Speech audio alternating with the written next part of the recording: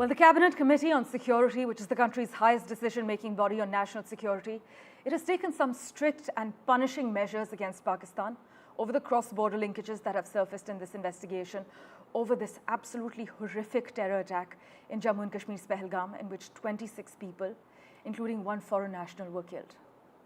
The boldest move has been to suspend the decades-old Indus Waters Treaty with Pakistan indefinitely, and with this, the water supply from the Indus River and its distributaries, which is the Jhelum, Chenab, Ravi, the Beas and Satluj, will be stopped.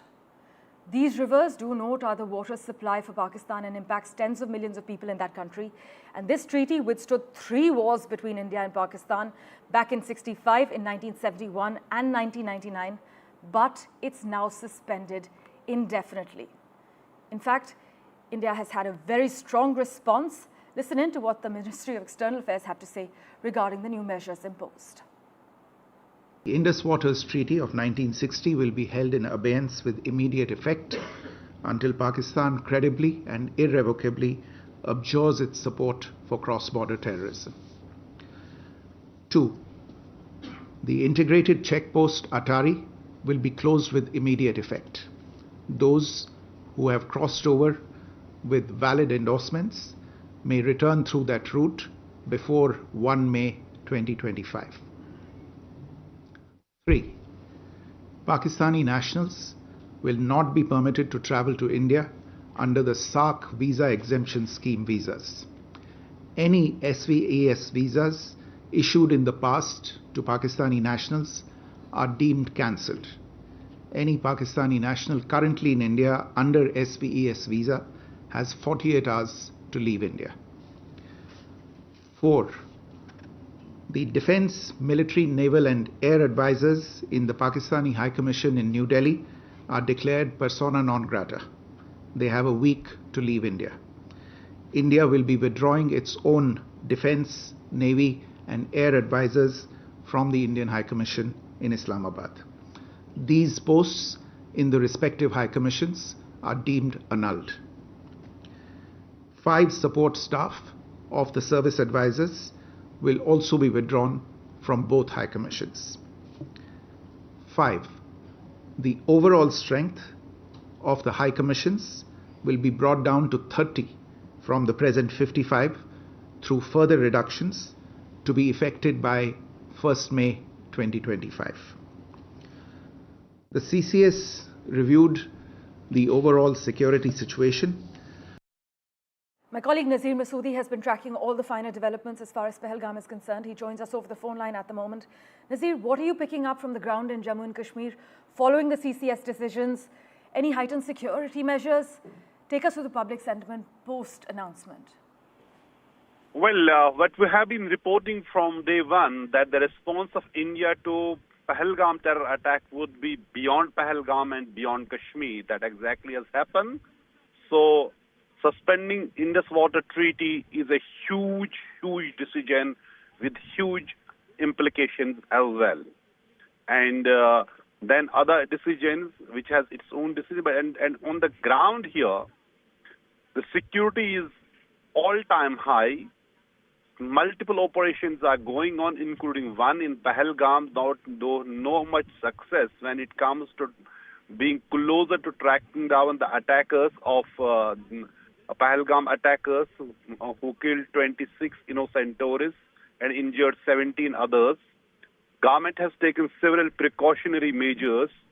Among them is the teachers from the Kashmir Pandit community who are serving in different parts of the valley. They have been given asked to work from home, so they should not attend their duties given the security sensitivities these days. Also, government has called an all-party meeting today. Umar Abdullah has called an all-party meeting today at around 3 in Srinagar. Jammu and Kashmir Cabinet has advised the Lieutenant Governor to summon a special one-day session of Jammu and Kashmir Assembly on 28th of this month, and which would collectively condemn this barbaric terror attack. And so they are at multiple levels, which is the response. There's a political response, there's security response, and there's also social response. We have seen people from different walks of the life, common people, civil society members, traders, yesterday carried out multiple processions, protests, shouting slogans against terrorism, violence, and condemning the killing of innocent people. And yesterday was the first time when there was a shutdown across Jammu and Kashmir against militants and militancy. So it is actually a watershed development. Not only, this is that innocent people have been killed, this is also how people are taking stand at social level against terrorism and violence. Thank you so much for joining us with the latest from Ground Zero. Meanwhile, India has summoned Pakistan's top diplomat in Delhi, Saad Ahmed Burech, and handed over the formal persona non grata note for its military diplomats. This is what our sources have confirmed. But for further clarity on the matter, we have with us strategic affairs expert Dr. Brahmachalani joining us. Sir, thank you so much for your time. Really appreciate it. India is now said to have handed over the formal persona non grata note for Pakistan's military diplomats. How unprecedented are all these latest moves, including that suspension of a World Bank brokered Indus Waters Treaty? What are the broader geopolitical ramifications, sir? And are we actually looking at an immediate impact, or do we have to wait a few years? There will be no immediate impact. These 5 different steps announced by the government of India are largely symbolic. If you take the Indus Waters Treaty, it will have no legal significance or meaning because holding a bilateral treaty in abeyance will not free India from its legal commitments.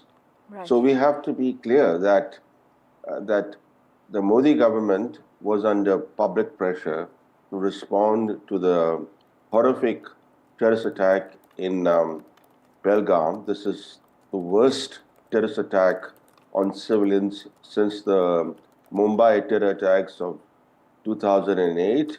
In fact, the attack in Pahalgam, where Hindus were singled out and slaughtered, that attack had some shades of what happened in 1990 when Islamists in the Kashmir Valley expelled the native Hindu minority by killing hundreds of Hindus. So unfortunately, what we are seeing in the Kashmir Valley is an attempt to bring the valley back to the dark days of 1990. Right. All this put pressure on the government of India to respond. There were calls for retribution. Now, the 5 steps that the government of India has announced, of course, are not a substitute for what it has resolved to do. It has resolved to bring the perpetrators of the Pahalgam attack to justice, as well as their sponsors. So the announcement yesterday of 5 steps should be seen only as a first move toward making Pakistan pay for the Pahalgam attack. So you say that these latest moves by the government are largely symbolic because it's going to be taking a few years to come into action. And it is understood that Prime Minister Modi's government is under immense pressure. But sir, is India's tough response likely to isolate Pakistan further diplomatically or risk pushing regional relations into a deeper freeze, especially with China also watching closely? What's your take? Well, China has become the main backer of Pakistan today. It's propping up the Pakistani state. It's playing the role that the US played for many decades when it propped up Pakistan as a counterweight to India, providing Pakistan with military hardware, with all kinds of assistance. The same role China is playing today. And even before the latest steps announced by the government of India, the relationship between Pakistan and India was largely frozen. But on the other hand, we should not forget that even with the expulsion of the defense, naval and air advisors, Yes. the high commissions, the Indian High Commission in Islamabad and the Pakistan High Commission in New Delhi, their overall strength will be brought down to 30, which is still larger than the Canadian High Commission strength in New Delhi or the Indian High Commission strength in Ottawa. Meanwhile, sir, with the SARC visa exemption suspended now for Pakistani nationals and further downgrades in our diplomatic ties, would you argue that New Delhi is signaling the collapse of SARC as a viable regional framework? Well, SARC is a dormant institution. It has no future, largely because it locks India into a subcontinental framework which is antithetical to India's strategic interests. In fact, SARC is essentially undivided India. India's core region extends beyond SARC, and SARC visa exemption scheme under which Pakistanis were getting this visa exemption is interesting that India was still providing visa exemptions to Pakistanis, and of course these Pakistanis had to belong to certain categories who were eligible for the SARC visa exemption scheme. Right. But the fact that India was still providing visa exemptions to Pakistani nationals was significant, and I think its withdrawal is again largely symbolic. And so what role do you then see the United States playing in these coming weeks, especially given the extradition of the Thakur Rana and India's push for a more action-oriented global counter-terror regime? You've seen how President Trump, the Secretary of State Mark Rubio, and other senior US officials were quick to condemn in very forthright terms the terrorist attack in Pahalgam. This is quite a contrast to the way the Biden administration responded to Pakistani terror attacks in India. And also it's very important to keep in mind that last week the FBI arrested a Khalistan militant against whom India's National Intelligence Agency, National Investigation Agency, had issued cash reward in January, cash reward for his arrest. Within 3 months of the NIA issuing a cash reward for this militant's arrest, the FBI arrested this guy, which suggests that the two countries are now again cooperating on counterterrorism. This does not mean that there is counterterrorism cooperation even on Pakistan, right. But that's a very important step toward building counterterrorism cooperation even on Pakistan. Well, as always, Dr. Chelani, thank you so much for your time. Really appreciate it. Well, in the wake of the Pahalgam terror attack in which 26 civilians were gunned down, I must also inform you that the government has called for an all-party meeting at 6 p.m. this evening. This is what our sources have informed us. In fact, our sources indicate that Home Minister Amit Shah and Defence Minister Rajnath Singh have been in touch with party chiefs, and this crucial meeting will take place this evening at 6 p.m. as per the latest details shared via our sources.